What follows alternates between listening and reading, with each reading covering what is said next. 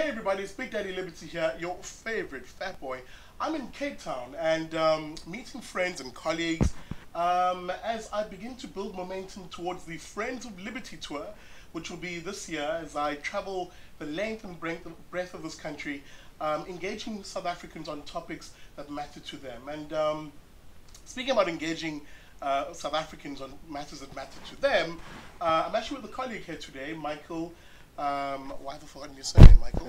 Morris. Oh my goodness. And we're having a chat on the Oxfam Report and hopefully debunking some of the myths that sort of pervade with the sort of leftist narrative that comes out of reports like this. The Oxfam Report got a lot of media play at the moment, especially in light of the fact that, divorce is happening and, the most well-heeled and, exclusive individuals are in Switzerland.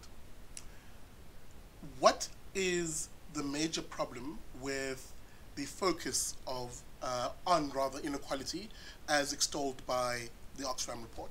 One of the primary problems with it, I think, is that the emphasis tends to be on those who have more than those who have less, and the idea that you've got to take things away from people in order to improve society. And we certainly disagree with that entirely. We think that's a deeply flawed policy, and particularly in the case of the Oxfam's idea that we should have a wealth tax, which we definitely regard as a gimmick, and certainly not the silver bullet that they make it out to be. On the tax front, our key problem is not the tiny proportion of very wealthy people, who in fact are taxed at a much higher rate here than elsewhere in the world, but in fact the small number of people who have jobs earning sufficient income to qualify them as taxpayers. So, our figures, we estimate that in the region of 500,000 people out of an adult population of 30 million pay more than 60% of South Africa's tax.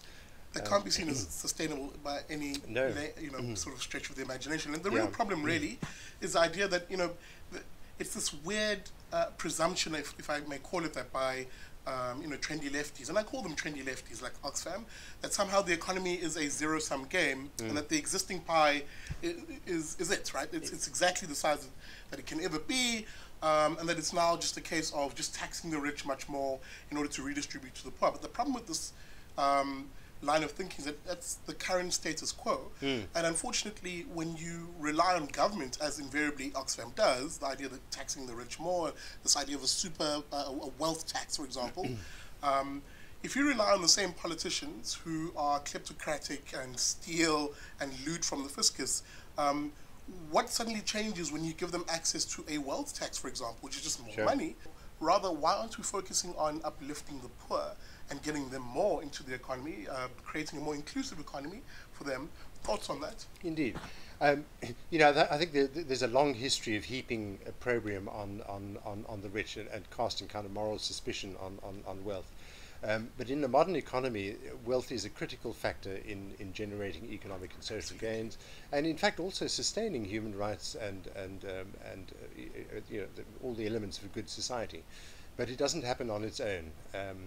And the key issue from our point of view is obviously the policy framework, a framework in which the wealth generation is invested. Simply taxing it has the opposite effect. It's a disincentive. Whereas if it can be channeled into productive resources in the society, then you have a good chance of making gains. A wealth tax is simply a punitive gesture which actually punishes success, and that's we want to actually achieve the reverse of that. Thing, isn't it? Michael, super, thank you very much. And that really is the point, isn't it? It's this idea, it's this weird idea that we should fixate on inequality when really we are ignoring the very people that should be, our focus here. In other words, poor people, uplifting poor people, so that the income inequality gap becomes relatively, meaningless. For instance, Patrice Motsepe, the South African billionaire, is much richer than me. There is a big gap between my income and that of Patrice Motsepe. However, I also make a decent income and can, sustain a good standard of living. So that the issue really does become, who do you focus on? Making sure that poor people enjoy a higher standard of living, or focus on soaking the rich and pulling them down? This idea of inequality, really, we need to sort of move away from this, frame of thinking, because it doesn't help I mean, if the gap is up here, where the lowest echelons of your society enjoy a higher standard of living, is what you want, but there'll still be inequality. The problem is right now, the gap is right down here. So that those who are at the bottom of that particular gap or echelon are not enjoying a high standard of living, where there's high rates of poverty in this country and high rates of unemployment. Those are the things we need to address, the unemployment and the poverty. Folks, thank you very much. Thanks for joining us for this short video. As always, you can support the Institute for Race Relations and your favorite fat boy, Big Daddy Liberty, by SMSing your name to 32823, terms and conditions to apply, of course. Or just signing up on our website at irr.org.za/join.